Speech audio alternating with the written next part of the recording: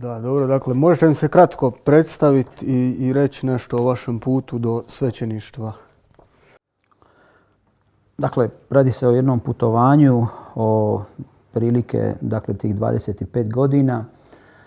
Rođen sam u Cetinskoj krajini u jednom mjestu koje se zove Košute u blizini Sinja, kojeg nadam se većina ljudi poznaje, koji je poznat po Sinjskoj alki i poznat je po Gospi Sinjskoj, dakle 10 km u mjestu pored tog grada. Osnovno školovanje sam završio u rodnom mjestu, 4 godine, prvi dio, a drugi dio u Trilju 4 godine. Nakon toga sam krenuo u Split u nadbiskupsko sjemenište, tadašnja u komunizmu srednja škola za spremanje svećenika koja od države nije bila priznata. Nakon te gimnazije, gimnazijskog obrazovanja, krenuo sam na fakultet koji je tada trajao 6 godina, Teološki fakultet u Splitu, i završio sam ga 1992. godine. Nakon čega sam i zaređen i krenuo sam onda u pastoralnu službu. Ta pastoralna služba je trajala do 1998. Pa možete li mi ukratko reći kako je ona izgledala u vašim očima tad?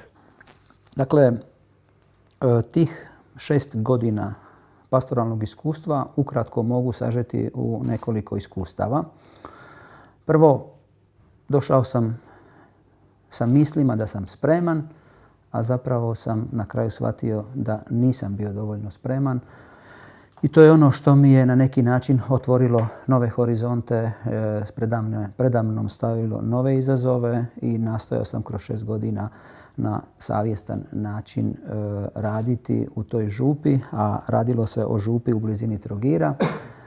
Župa koja je, dakle, te 1992. godine udomila, primila nekoliko tisuća izbjeglica iz Bosne i Hercegovine, također brojne prognanike iz Republike Hrvatske, i zapravo moj prvi pastoral, prva moja iskustva su bila uglavnom više vezana uz rad sa izbjeglicama, tako da to iskustvo mi je bilo izuzetno dragocjeno, dosta i teško, dosta i traumatično, ali su na neki način mi otvorila brojne mogućnosti, brojna poznanstva, tako da uz onaj pastoral sa ljudima koji su boravili u toj župi Žedno Arbanija, koji nisu bili baš tako brojni, ali ono što je bilo i zajedno sa ovim ljudima koji su došli silom tih neprilika, izazvani tim nesretnim ratom koji je bijesnio i u Bosni i Hercegovini i u Hrvatskoj, izazvan zaista tim velikosrpskim prisezanjima, su uvjetovali veliki val izbjeglica. Tako da taj moj život je uglavnom obilježen upravo s tim kategorijama vjernika i mogu slobodno reći da je to moj prvi konkretni život. Susreo sam se s konkretnim problemima, konkretnim poteškoćama, konkretnim ljudima, dakle za razliku od onog djetinjstva koje je ipak, koliko god bilo i zahtjevno i teško, bilo bezbrižno.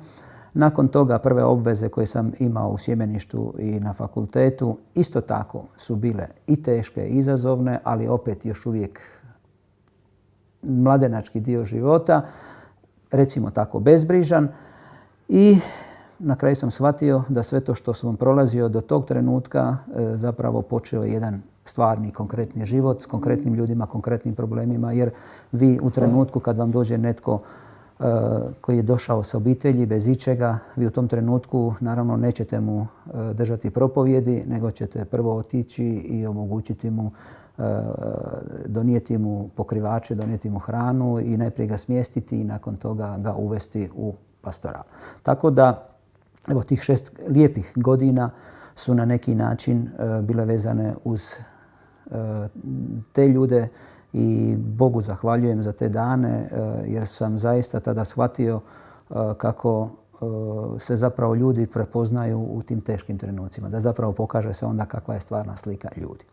Što se tiče pastoralnog života, mogu reći još da u tom trenutku, u tom razdoblju sam imao i određene prekretnice u svom životu, promišljanja, one prve krize koje čovjek doživi, jer ipak za vrijeme sjemeništa i bogoslovije živite u jednom zavodu, živite u jednom ritmu života koji vam na neki način ne otvara neka teška pitanja, ali na župi sam to već polagano osjetio i shvatio sam nakon 2-3 godine takvog teškog mukotrpnog rada, jer uz rad sa izbjeglicama i prognanicima imao sam i obvezu vjeronauka u Trogiru, imao sam pastoralni život i vjerski i vjeronaučne obveze u svojoj župi, tako da sam u tim trenucima doživio i određene krize, određene poteškoće koje su mi na kraju ipak otvorile nove mogućnosti.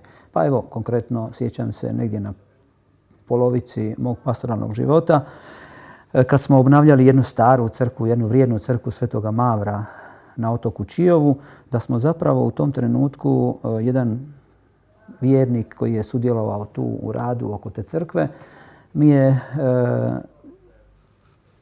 otkopavajući tu crkvu, nastojali smo je malo očistiti oko nje, donio jedan kameni ulomak sa natpisom kojeg kad sam vidio doslovno sam se osjetio sretnim i ponosnim, jer ubrzo sam shvatio da se radi o jednom kamenom ulomku iz 9. stoljeća sa jednim tekstom iz Svetog pisma, Svet, svet, Gospodin Bog Sabaot, i kasnije kad sam napravio malo detaljniju analizu tog natpisa od oltarne pregrade iz 9. stoljeća, shvatio sam da se radi o kraju 9. stoljeća, o vremenu kneza Branimira i zapravo taj trenutak mi je bio nekako prekretnica da moj svećenički pastoralni život i rad na neki način još nadopunim sa istraživanjem i znanstvenim radom i to mi je na neki način otvorilo mogućnosti da nakon 3-godišnjeg rada, dakle od 995. do 998. godine, odlučio sam u Zagrebu upisati doktorat iz nacionalne crkvene povijesti na Katoličkom bogoslovnom fakultetu i praktički time se otvorile su se time nove mogućnosti. Mm-hmm. A onda znači 98. ste mi rekli da ste otišli u Rim. Znači... Evo upravo to što sam sad rekao. Znači ovakvih nekoliko susreta, posebno jedan susret još dok sam bio u srednjoj školi, kada smo obilježavala se je 50. obljetnica smrti Don Frane Bulića, najpoznatijeg hrvatskog arheologa. Zapravo išli smo, prvi put sam tada išao s razredom i sa svojim odgojiteljima u Salonu, gdje je i grob Don Frane Bulića, a odlaskom u Arheološki muzej u Splitu, isto tako jedan važan trenutak u mom životu, kad sam vidio pored oltarnog zabata, odnosno ulomka tog zabata od oltarne pregrade na kojem spominje se ime kneza Trpimira, dakle sredina 9. stoljeća. Pored tog ulomka, originalno kojeg je Don Frane donio u taj muzej, je bio jedan izložen nakit iz 8. stoljeća. A ispod tog nakita je pisalo da je pronađen u grobnici Dukića. I kad sam to istraživao, na kraju sam shvatio da su moji preci to početkom 20. stoljeća, proširujući jedan grob u Trijskom groblju, zapravo našli, zamislite, iz 8. stoljeća jedan novčić cara Konstantina Kopronima, bizantskog cara. Našli su ogrlicu zlatnu, našli su 3 para dugmeta i na taj način, evo kad sam vidio da je to nađeno u grobnici Dukića, taj trenutak i onaj trenutak na Čiovu pronalaskom onog pletera iz 9. stoljeća zapravo sam osjetio na neki način da je to ono čime se ja kao svećenik isto želim baviti, a to je ta znanstvena priča, produbljivanje kroz nacionalnu povijest i starokršćansku povijest. Želio sam onda nastaviti tu priču i zaista 1998. godine, zahvaljujući mom predčasniku na fakultetu u Splitu, Katoličkom bogoslovnom fakultetu u Splitu, doktoru Don Slavku Kovačiću i ondašnjoj vlasti, nadbiskupu monsignoru Anti Juriću i tadašnjim osoblju na fakultetu, došlo je do našeg međusobnog usklađivanja i dogovora da praktički krenem prema Rimu i nastavim studij crkvene povijesti na Gregorijani, što sam od 1998. godine, dakle kroz 6 godina proveo isto jedno zaista i na svoj način izazovno razdoblje, ali i bitno koje je onda na kraju obilježilo cijeli moj život. Tako da sam evo na Gregorijani završio 2000. godine magisterij iz crkvene povijesti i dodatno još i Vatikansku školu za pomoćne povijesne znanosti, paleografiju, diplomatiku i arhivistiku. I onda sam se 2004. godine vratio u Split, 2005. sam počeo predavati i s tim predavanjem na neki način malo mi se je doktorat usporio, ali 2008. godine sam završio doktorat, tako da magisterij i doktorat je ono što mi je na neki način bilo pri srcu, a to je tema koju je don Frane Bulić posebno cijenio, starokršćansko razdoblje. Tako da sam obradio u tom doktoratu salonitanske natpise, starokršćanske natpise od 4. do 7. stoljeća iz Salone i to je zapravo glavna tema mog doktorata. I nakon tih završenih studija, sad sam u Splitu, evo od 2004. godine. 2005. godine sam počeo predavati, a prije početka predavanja nadbiskup Marin Barišić, sadašnji, mi je povjerio i brigu oko jedne knjižnice jednog splitskog svećenika don Ivana Paštrića, koji je umro 1708. godine i napravio je nešto revolucionarno. Dakle, on je odlaskom iz Splita, porijeklom iz Poljica, otišao je u Italiju, nije se više nikada vratio u Hrvatsku, ali je osjećao svoj kraj, osjećao je bilo svog naroda i možete zamisliti, dakle 1708. godine on je nekoliko godina ranije, prije svoje smrti, odlučio veći dio svojih knjiga, a vratite se unatrag 300 godina, kada je knjiga bila vrijednost, ne samo sadržajna, nego i imala je onu kolekcionarsku vrijednost, imala je, puno teže se do knjige dolazilo i znate da su se knjige posebno u samostanima zaključavale.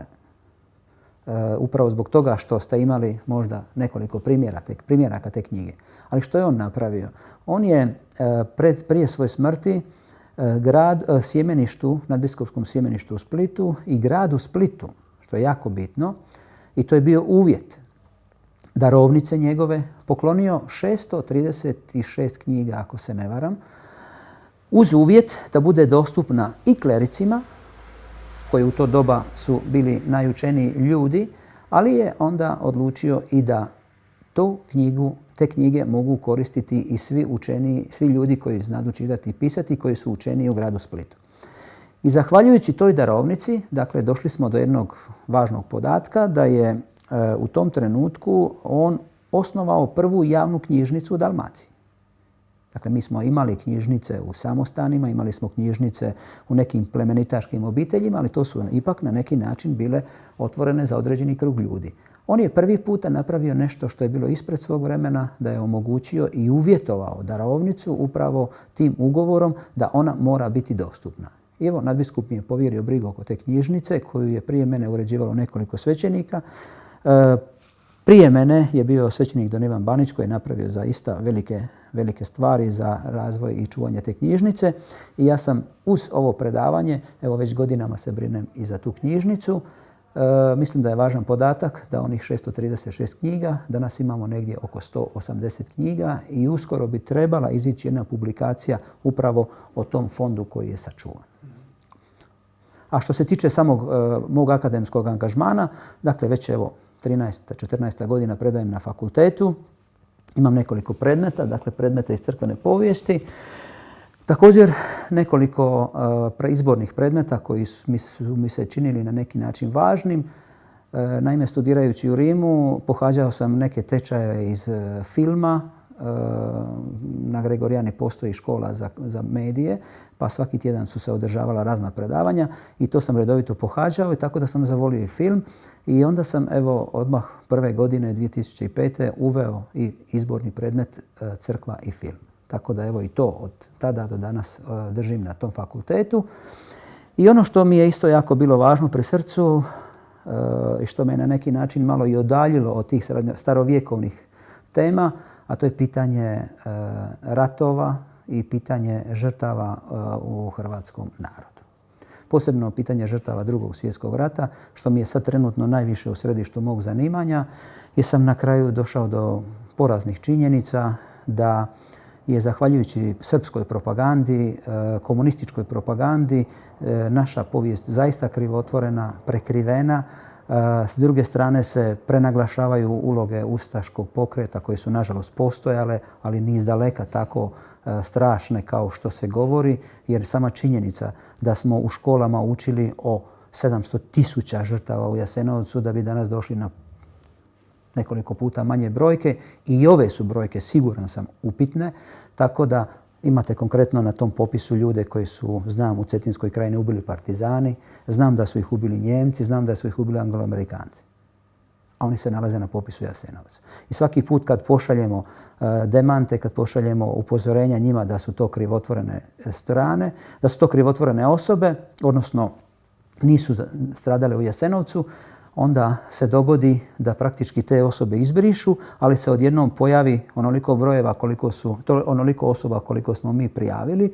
Oni vam nakon toga doslovno napune sa tolikim brojem novih osoba za koje nemaju nikakvo pokriće u povijesnim istinama. I kad sam shvatio kolika je to krivotvorina, jednostavno sam morao energiju svoju prebaciti na ovo i sad sam trenutno upravo na pisanju nekoliko žrtvoslova i trenutno sam član i Komisije Hrvatske i BiH za hrvatski martirologij, gdje se također bavimo ovim žrtvama, jer zaista radi se o velikim krivotvorinama i s druge strane radi se o našem nemaru da u 27 godina nismo to stavili na papir i nismo, a sve se je moglo riješiti. Jednostavno, evo, država ovakva kakva je, očito nema volje. Ja mogu slobodno reći moje uvjerenje zbog čega se to ne čini. Ljudi koji ne žele da se ta istina čuje, to su ljudi koji su proistekli iz obitelji koji su krivotvorili te podatke.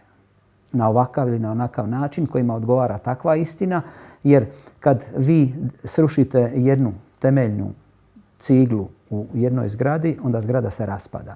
To se njima sad događa.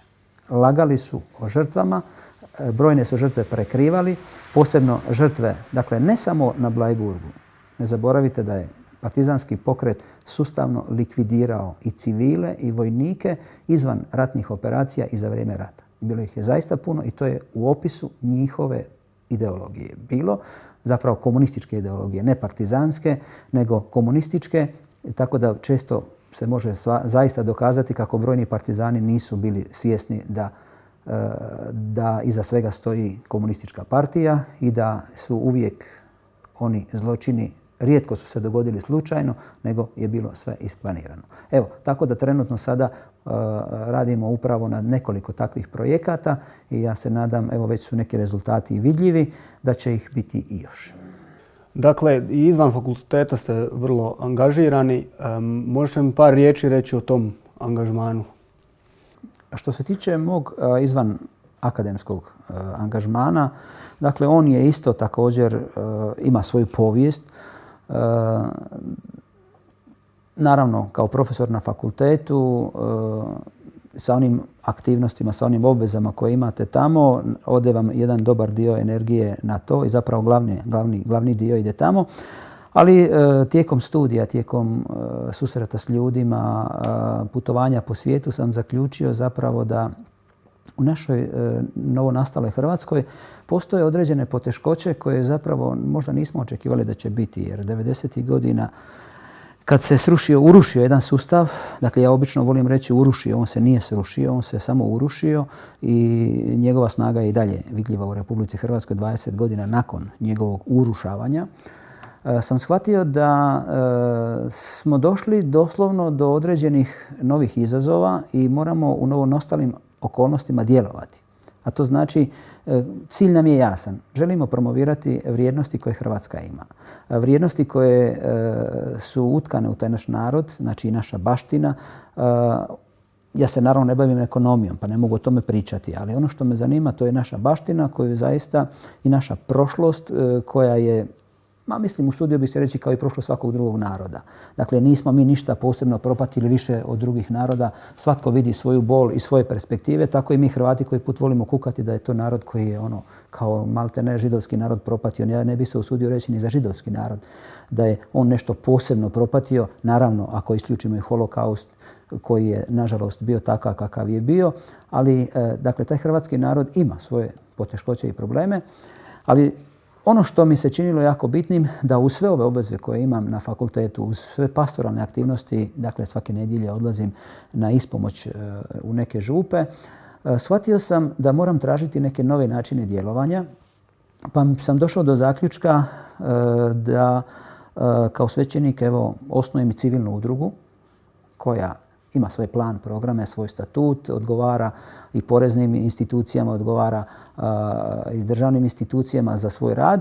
I na kraju sam shvatio da kroz takav oblik rada i djelovanja da ja mogu kao svećenik puno toga doprinijeti. I na kraju, nakon 12 godina postojanja te udruge sam osjetio jedno zadovoljstvo i osjećam to zadovoljstvo da smo uspjeli preko te udruge koja je u Trilju osnovana 2006. godine, zove se Kulturno društvo Trilj.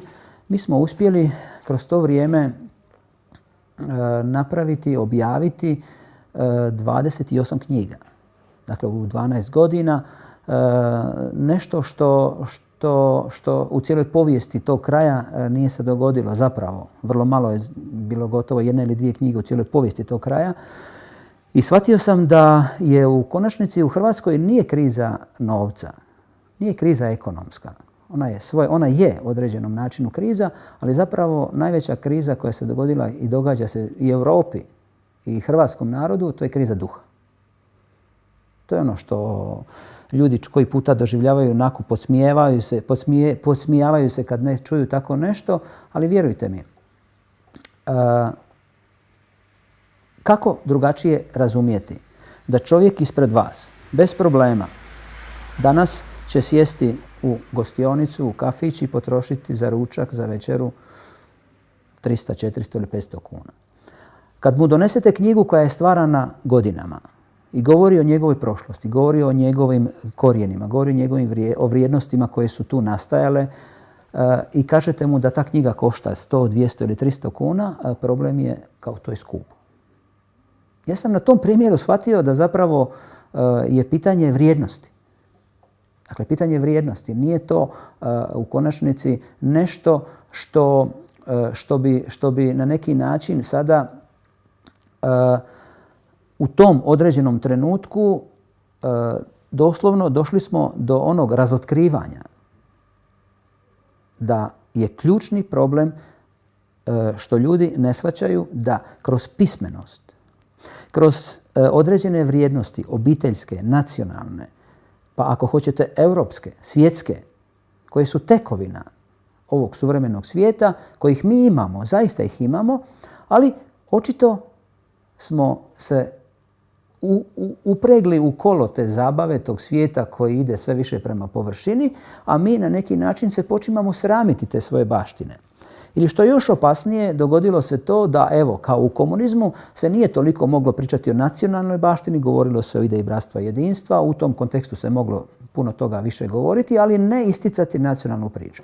I da smo upali u jednu zamku, dakle, vjerojatno tako i drugim ovim bivšim pokrajinama Jugoslavije, da su na kraju ljudi mislili, evo ga, sad imamo svoju državu, možemo bez problema o tome govoriti. A što se dogodilo? Dogodilo se to da smo se u tom zanosu ispucali, objavili smo koji puta i knjige upitnih vrijednosti i filmove upitnih vrijednosti i mislili smo mi smo sve svijetu rekli. A zaboravili smo da je promicanje baštine proces. Proces koji se ne može dogoditi isključivo sa emocijama. Jer u konačnici, ko danas priča u Europi i svijetu o Hrvatskoj?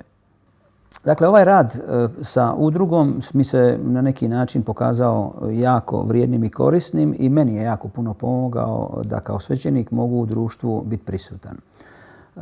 Osim, dakle, ta kulturna baština koju imamo, zaista imamo što pokazati svijetu, a imamo što pokazati i ljudima koji tu baštinu gledaju svaki dan, a ne vide. Tako da se kroz udruge. I ono što u ovom trenutku sad trenutno radimo i preko fakulteta i preko tih osobnih kontakata, a to je povezivanje studenata i povezivanje profesora po svijetu.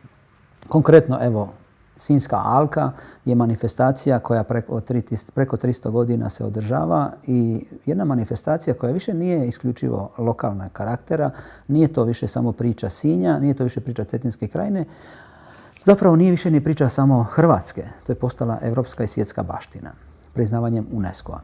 A što smo napravili? Prije 6 godina smo krenuli na Sardiniju na poziv jedne institucije, zahvaljujući jednoj Hrvatici koja dolje živi već preko 50 godina. Povezali smo Sinjsku alku sa jednom manifestacijom koja traje preko 500 godina na Sardiniji.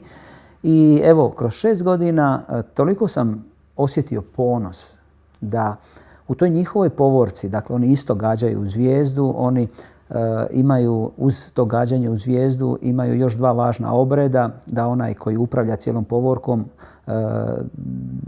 bude u središtu tog dana i njegovo oblačenje koje traje preko 2 sata i imamo 3. manifestaciju tog akrobatsko jahanje. I što mogu reći? Da nakon 6 godina, pa mogu reći mukotrpnog rada, sjećam se prvog odlaska na Sardiniju kad niti smo mi poznavali njih, niti su oni poznavali nas. I kad normalno nama zasmeta kad nam kažu da smo došli iz ex-Jugoslavije, da smo došli iz, ne znam, balkanskih zemalja. Meni osobno je to zasmetalo jer znam točno kako nam se država zove, znamo točno u kojoj smo državi živjeli, ništa nije problem, ali ako već živimo 20 i nešto godina u državi koja se zove Hrvatska, a evo ti ljudi to nisu znali. I od tih prvih početnih poteškoća i organizacijskih problema mi smo došli u situaciju da u njihovoj povorci u kojoj imate 120 konjanika koji su zapravo taj dan na karnevalu, svi su obučeni, svečano opremljeni s konjima koji su također nakićeni i prošle godine i ove godine na poklade i u nedjelju prije poklada na čelu te povorke bila su 3 sinjska alkara. I došla je i televizija koja je to snimila i došla je televizija koja je pričala o Hrvatima, o hrvatskoj baštini, o Sinjskoj alki. I meni se čini da je to najbolji način kako možemo promovirati našu baštinu. Znači, ne možemo očekivati da svijet dođe isključivo kod nas, nego mi moramo se potruditi i ići prema van. Također imamo jedan veliki, važan projekt sada u Dalmaciji koji preko fakulteta, Katoličkog bogoslovnog fakulteta, sad pokušavam i ide u jako dobrom smjeru. Znači, istraživanje turskog razdoblja u Dalmaciji. Kontakt sa jednim profesorom iz Njemačke, Mihailom Ursinusom i njegovim kolegama, koji će, siguran sam, uroditi plodom, da ćemo dokumente koji su napisani na arapskom i na turskom jeziku, nastajali u Dalmaciji, da ćemo ih sada izdavati kao publikacije. Dakle, kroz udruge, kroz fakultete nama se otvaraju nove mogućnosti. I to je ono što bih ja ovdje uputio poruku svima koji se nalaze, Hrvatima koji osjećaju Hrvatsku. Ako je ne osjećaju, ne možete nekoga natjerati da osjeća prema domovini odakle je došao ako on sam to ne osjeća. Ali siguran sam da uvijek u svakom kraju svijeta postoje ljudi koji bez obzira što žive u ovoj zemlji i što ostaju tu i doprinose ovoj zemlji, da im ne može nitko zabraniti osjećati nešto prema domovini odakle su došli njihovi roditelji ili oni sami. I što sad hoću reći? Nakon ovih 27 godina mislim da smo mogli puno više napraviti u povezivanju domovinske i iseljene Hrvatske i da ovi modeli koji sada postoje da su malo i zakazali, da su mogli puno bolje i meni se čini da postoje razne mogućnosti, posebno mogućnost povezivanja studenata, posebno povezivanje kulturnih institucija i umrežavanje. I na taj način da se i oni ljudi koji dolaze iz Hrvatske da mogu vidjeti kako žive Hrvati vani, jer postoje stereotipi ljudi u Hrvatskoj prema ljudima koji su otišli iz domovine, kao što postoje određeni stereotipi i brojnih ljudi koji žive u raznim zemljama svijeta prema ljudima u Hrvatskoj. Dakle, treba samo se otvoriti, jedan i drugi svijet povezati, ali kroz manifestacije, kroz projekte, a ne isključivo kroz susrete koji na kraju, osim završe ručkom, večerom i nekakvom glazbom. Mislim da je to jedan model koji je pa poprilično potrošen i nema baš neke velikog učinka, jer mi o Hrvatskoj moramo pričati ljudima koji su otišli iz Hrvatske, ali i onim ljudima s koji ti ljudi koji su otišli iz Hrvatske žive. I to se na najbolji način prenosi preko osobnog kontakta. A u Hrvatskoj zaista baštine imamo. Ne treba pretjerivati pa reći da smo zemlja koja ima nešto što nitko nema, ali zaista možemo reći da kao mala zemlja možemo svijetu ponuditi određene vrijednosti. Ako krenemo od prapovijesti, od tog ilirskog naroda koji je zaista imao svoju civilizaciju, koji je stoljećima živio na tim prostorima i do jedne određene razine u tim okolnostima u kojima je živio je ostavio svoju baštinu.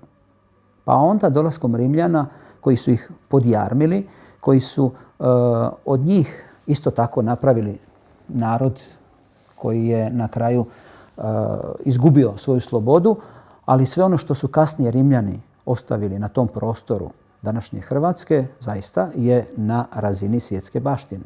Krenimo od Salone koja je bila središte rimske Dalmacije. Baština koju imamo u Istri, posebno u onom starom vijeku, pa katedrala u Poreču, pa sve ono što imamo u Slavoniji, sve ono što imamo u toj Saviji, pokrajini, sa glavnim gradom Siskom i ono što je pronađeno u Vinkovcima, sve to skupa je zaista svjetska baština. Da ne kažemo ono što mi imamo kao Hrvati. Dakle, meni je smiješno da se u našim školama, evo sad je aktualno pitanje kurikuluma, koji je zapravo ideološki dosta nabijen, a ne bi trebao biti. Pazite, Hrvati su jedini slavenski narod koji prve svoje vladare ima upisane, njihova imena ima upisana u kamen. Pa mislim da bi bilo pristojno da svako dijete od prvog razreda nauči koji su to vladari, kada su vladali i koji je to kameni ulomak na kojem se nalaze ta slova koja su na latinskom, dakle latinska slova, latinski jezik, ali imamo hrvatskog vladara. Pa to nemaju ni Rusi, to nemaju ni Poljaci, to nemaju ni Česi, ni Slovaci, to nemaju ni Srbi, to nemaju ni jedan narod koji spada u slavenske grupe. Dakle, govorim o onim najranijim razdobljima. Da od Višeslava, pa od Trpimira, pa Muncimira, pa Trpimira i kasnije Branimira i naših kasnijih vladara od Tomislava, sve to skupa je zaista imamo dovoljno da vidimo da smo imali nešto čime se možemo ponositi. Ali očito tijekom povijesti, tijekom stoljeća, to ugnjetavanje hrvatskog imena, posebno imajući u vidu sa istoka srpska prisezanja prema Hrvatskoj, sa zapada ta talijanska prisezanja prema Hrvatskoj, stalno smo u tom žrvnju i došli smo u situaciju da smo, evo, možemo Bogu zahvaliti da smo ostali kao mali narod i da smo taj jezik sačuvali i da sada u ovom trenutku imamo nove mogućnosti i moramo o tim vrijednostima pričati i ja mislim da to je na novim generacijama da stvaraju nove modele i da nalaze nove načine kako to prenositi svijetu. Ako to mi ne prenesemo svijetu, ne znam ko će nam to drugi učiniti.